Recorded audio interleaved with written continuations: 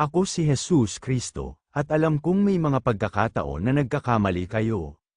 Hindi kayo perpekto, at hindi ko inaasahan na maging ganoon.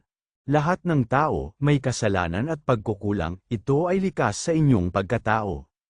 Ngunit ang aking panawagan at pangako sa inyo ay ito, idulog mo sa akin ang lahat ng iyong pagkakamali ng bukal sa puso mo. Huwag kang mag-atubili, huwag kang matakot o ikahiya ang iyong mga sala, dahil ako ay Diyos na puno ng habag at pag-ibig. Kapag ang iyong paghingi ng tawad ay nagmumula sa isang tunay na nagsisising puso, makikita ko ang dalisay na pagnanais mo na magbago at luminous.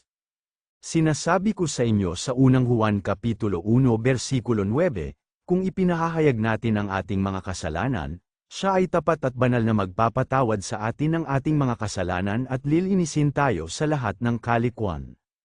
Ito ang aking katiyakan, hindi ko ibinabalik sa iyo ang iyong mga kasalanan kapag nagpahayag ka sa akin. Sa halip, ibinibigay ko ang kapatawaran at kapayapaan na matagal mo nang hinahanap. Sa tunay na buhay, marami ang nabubuhay ng may bigat sa dibdib, puno ng pagsisisi at pagdaramdam, dahil sa kanilang mga nagawang pagkakamali. Hindi sila makatulog ng mahimbing, at ang kanilang isipan ay gulong-gulo dahil hindi nila alam kung saan pupunta o kanino magkukumpisal. Nagdadala sila ng mabigat na pasanin na unti-unting sumisira sa kanilang pagkatao at kalusugan.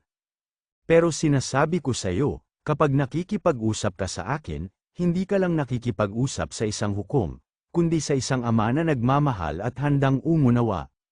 Sa akin, makikita mo ang pag-ibig na nagpapatawad, ang biyaya na nagpapalaya, at ang kapayapaan na nagpapagaan ng iyong pakiramdam.